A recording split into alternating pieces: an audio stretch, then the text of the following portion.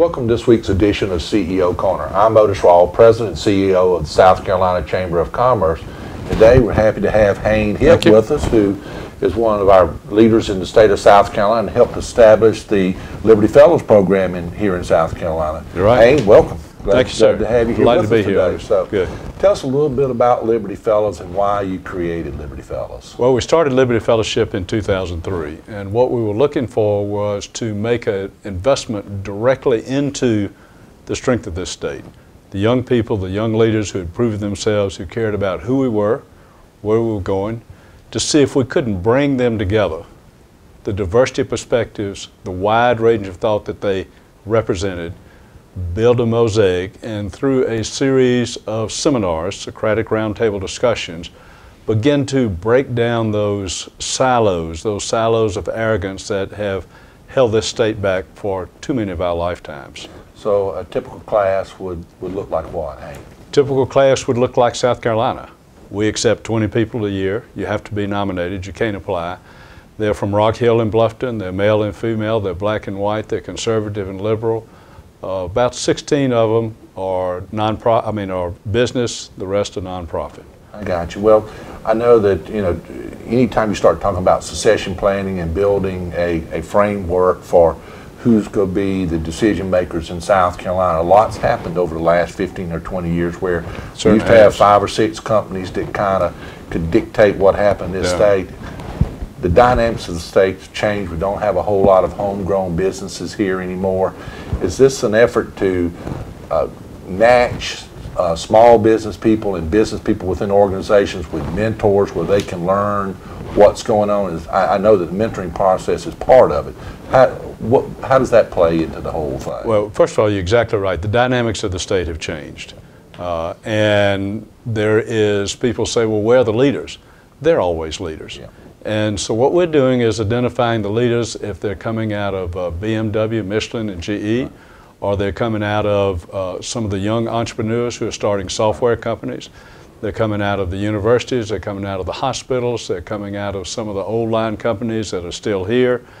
All we're doing is creating a platform where they can come together and have a civil, fact-based discussion on the issues that challenge South Carolina.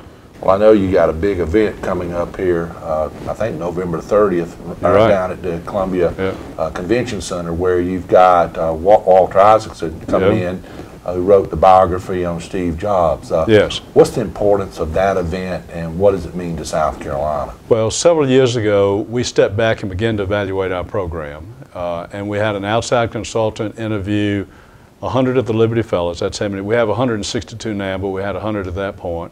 We have about 80 senior advisors. The senior business leadership in South Carolina, each fellow has a mentor. We interviewed them. And they said, we've had this intense experience through the seminars over a 2-year period, but where do we go from here? How do we stay connected with each other? How do we keep on addressing the issues that South Carolina faces? What can we do collectively and individually to move the state forward in a positive, constructive way? We looked at all of their projects. Each of the fellows has to do a significant project. And they fell in 5 areas: public policy, education. I'm going to do a Perry here on you right now. Public policy, education, health, environment, and economic development. And we said, let's establish forums.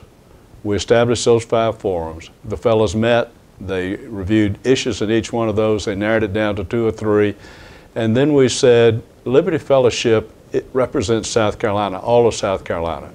So we said, anyone in the state who cares about who we are, about where we're going, and has a passion for one of these issues, come, let's get together in Columbia. Let's build a platform where, again, we can have those civil, fact-based discussions on these issues. Some of them are going to hate vouchers, some of them are going to love vouchers, but they all care about education, they care about children, about who we are, and again, where we're going. Last year we had our first summit. We thought 400 would show up. We had 750 show up. We had to turn away 150. So once again, people are looking for a place where they can come have a rational dialogue. So this is our 2nd summit, and we have an outstanding group of people coming in. Walter Isaacson, as you said, who is CEO of the Aspen Institute, and we're associated with the Aspen Institute and with Wofford College.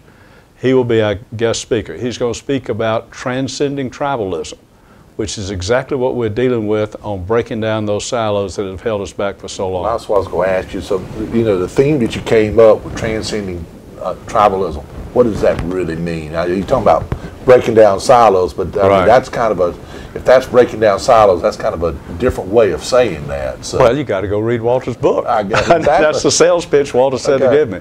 But when you look at, we have rural versus urban. Right. We have Rock Hill versus Bluffton. We have Greenville versus, I mean, every time we do something in the state, we do it 3 times.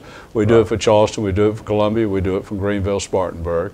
Right. You have Democrat versus Republicans, or liberals versus conservative. You have gender equality, racial equality.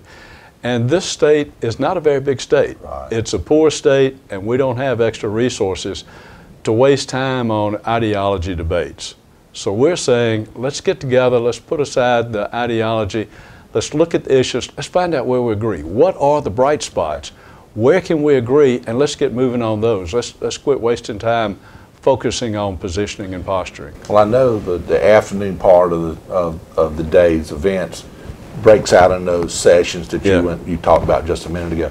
What's the takeaway from there that you hope to get out of there? Are you going to build a platform to make recommendations to our public policymakers? How's the information that's going to come out of there be used, Hayne? Well, the public policymakers will be there. Right. So they will be part of that. And we've got Jack Markell, the governor of Delaware, is coming. He has turned that bankrupt state around. He's going to be talking about economic development. Kim Smith, who started Teach for America, which we now have in the PD region, she's going to be there talking about education.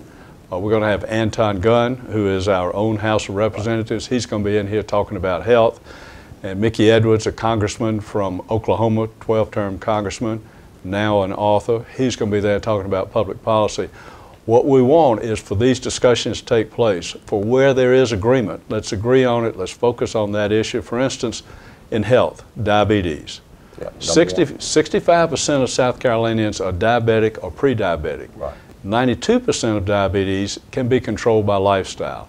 So let's figure out where can we find the bright spots to deal with diabetes. And then let's move past the talking stage. What we're looking for is for action groups to spin out of these various forum discussions and then say, yes, we care. We've got a group of 12 or 15, and we're going to begin to move, we're going to begin to address that issue. It will be public policy, it'll be health, it'll be environment, it'll all be tied together, and they're going to come from all sectors and segments of this state. Well, I know it's a busy day, and it's going to be a fun day. It'll be a full day. And a full day, so I'm interested to participate and looking forward to it. Good. So what else do we need to say about Liberty Fellows? Well, what we want is we want all South Carolinians to be there. Okay. The success of Liberty Fellowship depends on the Liberty Fellows. The Liberty Fellows depend on who does the nominating. So as your viewers, as South Carolinians are looking around and they see young people who are successful in their own right, who are active in their communities, who understand the obligation to give back to just society, who have the potential to have an impact at the state level, and are between ages 30 and 45, nominate them.